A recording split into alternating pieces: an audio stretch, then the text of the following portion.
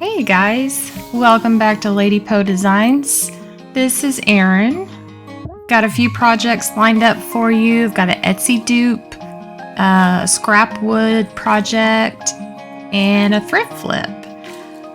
Sorry the video is so late. We had little Mr. Ratatouille eat our internet wire outside of our house. We live out in the country. So yeah, it's been a fun week. But it's fixed now, we're all good. Let's get into the projects.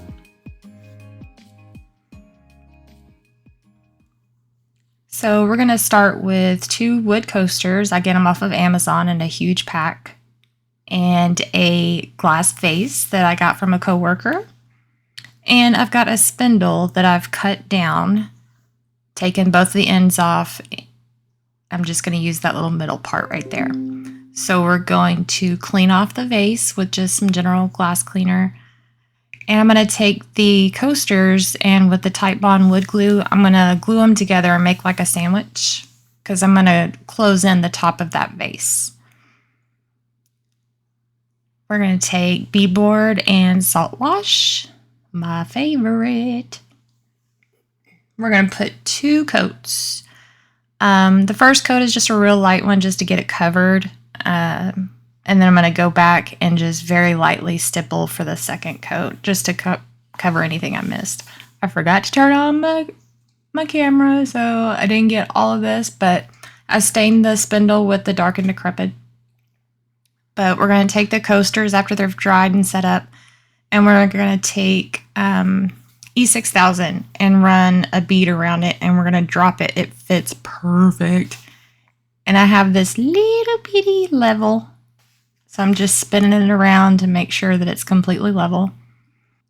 We're going to cover it on up. And using my SureBonder Detail hot glue gun, I'm going to close in that gap because it did leave a gap between the coasters and the vase itself. So I'm going to kind of level that out with my silicone finger thingy and then paint it the same color as the vase. And then we're going to attach the spindle with some more Titebond wood glue for long term, hot glue for short, so I can keep working on it because I'm impatient. And I'm going to close in that gap on the bottom of it too. So we're going to go in with some cornstarch on the IOD Trimmings mold. I believe this is 1. We're also going to use the trimming mold 2. I may have gotten them backwards. But we're going to press that in. We're using the Creative Paperclay. I love this clay. It's my favorite. I don't dislike IOD clay. I just prefer this one. It's easier for my hands and my arthritis. So if you have hand issues, strength issues, this is perfect clay. And it's really easy for me to use the little scraper that come with the IOD transfers to scrape it out. Works like a charm.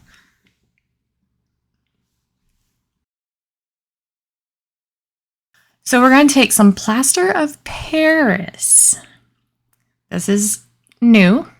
I've never worked with it before, so it had a little bit of a learning curve. I did not know that it set up so fast. So there were a few cups that I had to throw away. But we're going to scrape this and basically build up the coasters to make it kind of like have an incline. I don't know if I'm making any kind of sense, but I want this to look like one piece. Like I want it to look like it was made together, if that makes sense. So using just a regular popsicle stick from, Dollar Tree, I'm going to spread this on. I'm going to let that layer sit, and we're going to work on the molds. So this is the trimming molds too, yeah. So we're going to take that one out that I had pressed in earlier. It's just been sitting in the mold. Put some Titebond wood glue on the back of it, and we're going to glue it to that little crease that's on the vase where it indents.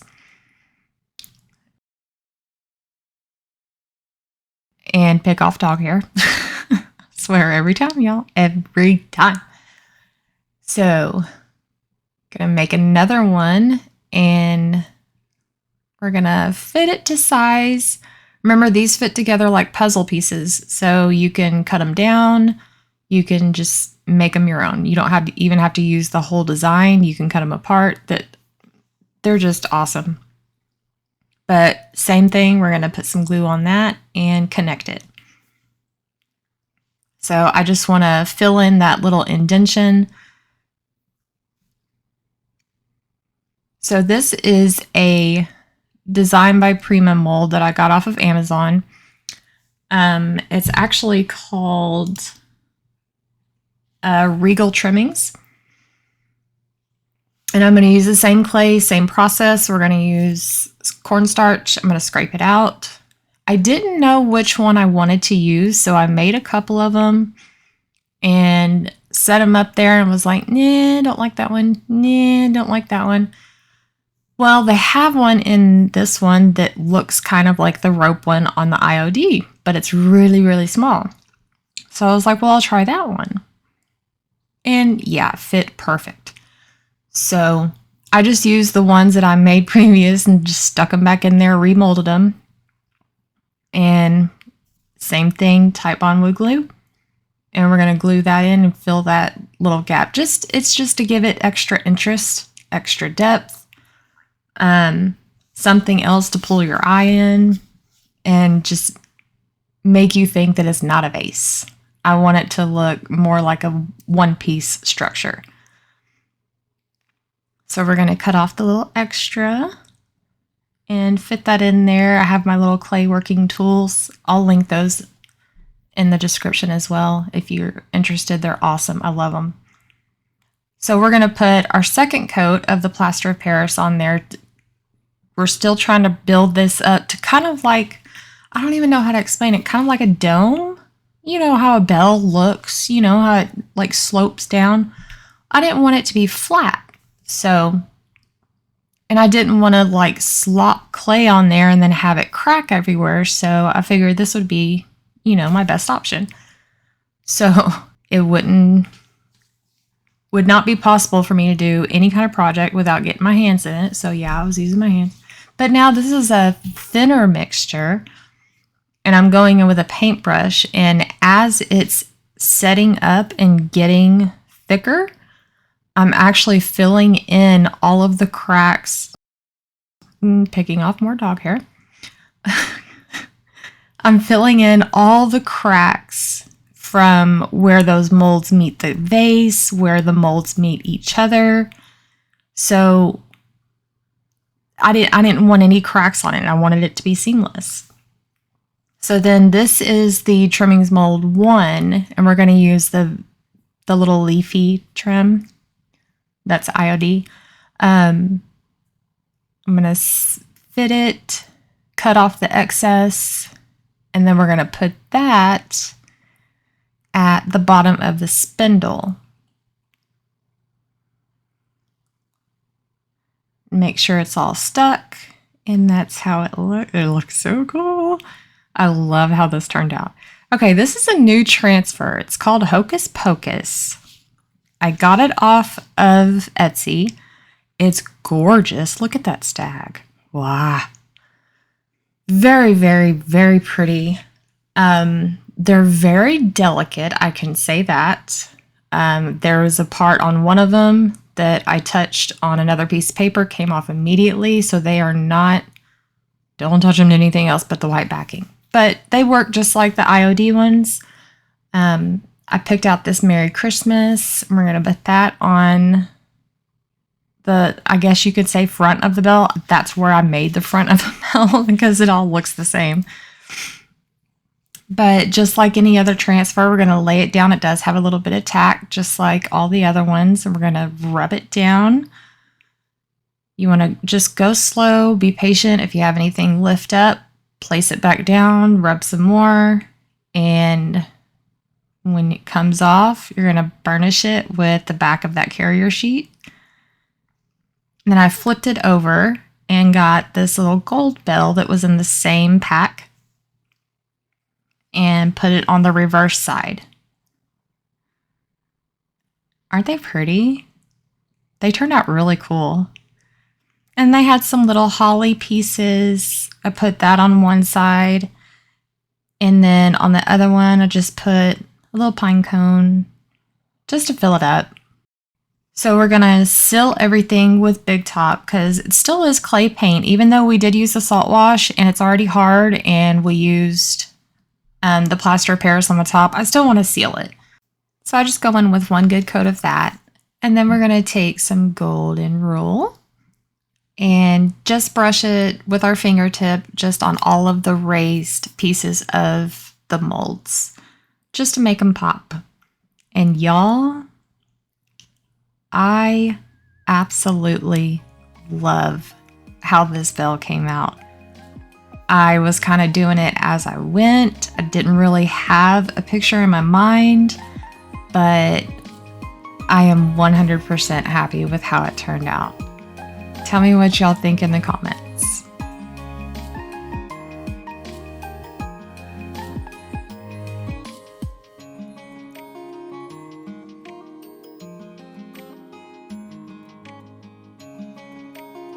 Okay, project 2 is an Etsy dupe. This is the picture that I saw on Etsy, and I was like, I've got scrap wood. I've got a lot of it. I can do that. So I already cut all the pieces out.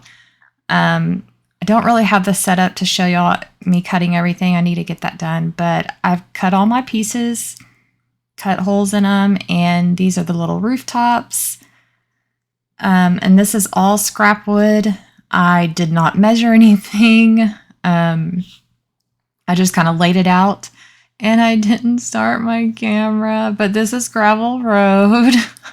I put one layer of gravel road on all the boards, and then we're going in with little black dress from DIY to do the rooftops. All of my DIY products, IOD products, salt wash, all of those, all of the above, you can get at Unicorn Dust Designs. I'll leave her information below. This is a Prima transfer, a redesigned Prima transfer. It's they're cardinals. Cardinals are very special to me. I lost my mother back in 2009. Still think of her daily. And I actually have a cardinal that swoops my car every single time I come home from work or enter the neighborhood. So, you know, they say cardinals represent your lost loved ones. So I collect cardinals, and when I saw this transfer, I had to get it. I had to get this transfer set, and it's absolutely beautiful. It has 2 red cardinals and 1 blue one, and it's gorgeous. So I've laid it all out. I've cut them all up. Sorry about my pajama pants. But I've laid them all out, and I'm keeping the boards in line how I'm going to put them on the backers, and just cutting them in pieces so it will line up as they are, you know, nailed to the backboards. And we're going to rub this down, and we're going to lift as we go. Like I said, be patient. If anything doesn't go down, that's what I'm doing. If nothing's sticking, I'm putting it back down, rubbing some more, putting it back down, rubbing some more. I did rush this paint with a heat gun, so I'm being very careful. Usually you don't have to be this gentle, but I am being very careful because I don't want to bring up any of that paint. But I didn't have any issues. They worked fine. But we're going to burnish that down with the carrier sheet and just simply repeat the process.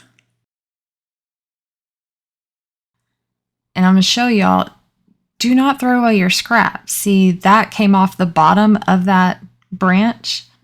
I'm just going to take it to the side over here and put it like there's leaves still coming off. So don't throw away your scraps. They are always usable. I'm telling you, you can use them anywhere. But we're just going to keep working our way across all the boards, laying these transfers down.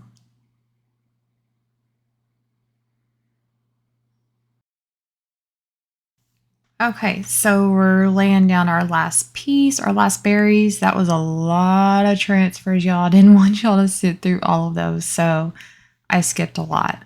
But we've got them all lined up. This is how they line up when they're pressed together.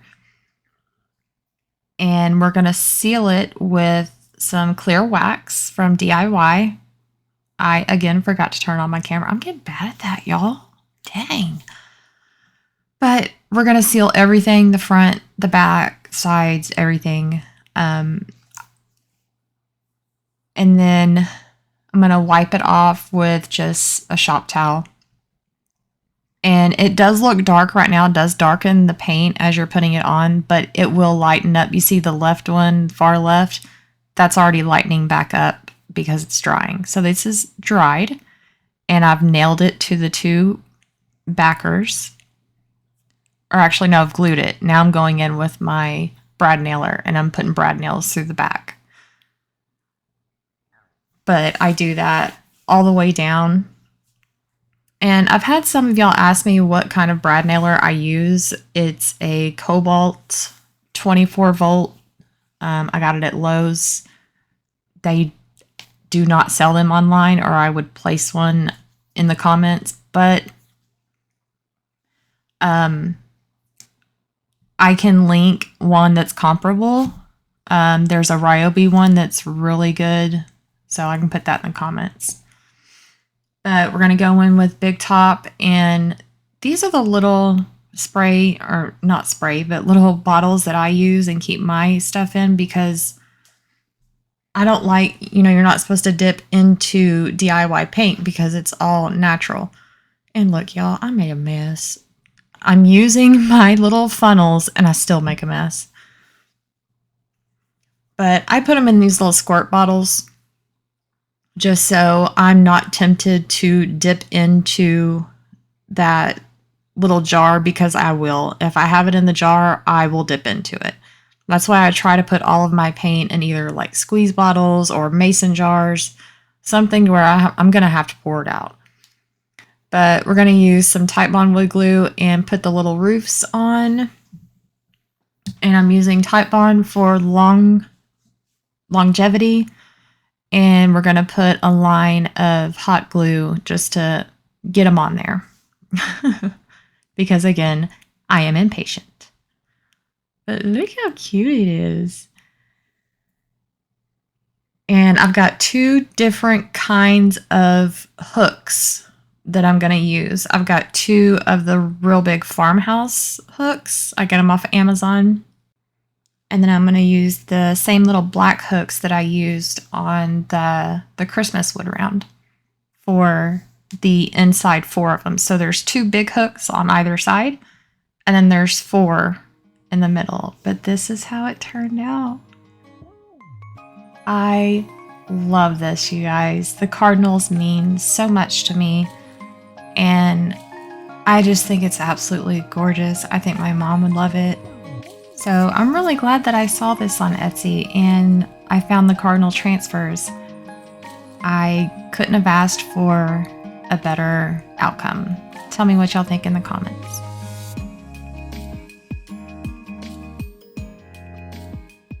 So our third and final project is a clock that I got off of Miss Sammie from Unicorn Dust Designs. She sells her thrifts that she finds on her website as well, y'all, so check her out.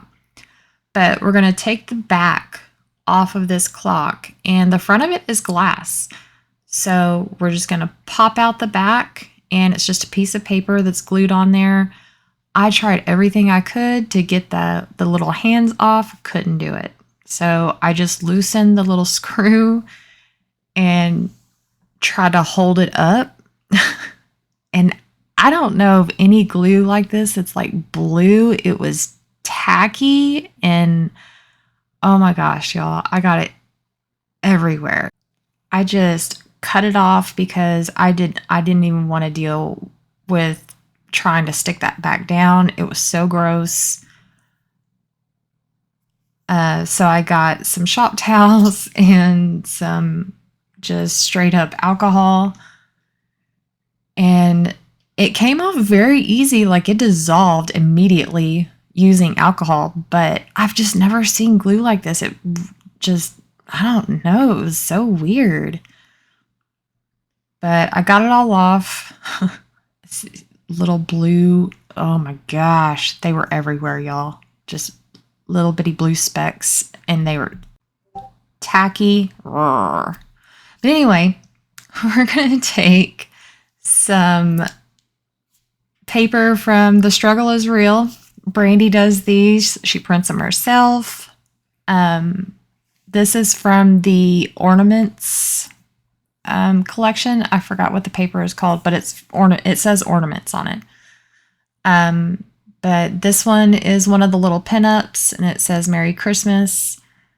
And the little hollies came off of the same sheet. These are all off the same sheet. But we're going to take tarnished pearl, and we're going to paint the inside of the clock. I think it took me 3 coats to cover this black. It was kind of slick, but the paint stuck. It just, I don't know. It took a while because it's white paint going on a black background. So you can see as it dries with the heat gun that it does lighten up. But like, y'all, I swear these dogs are gonna give me I'm constantly picking dog hair out of everything. Okay.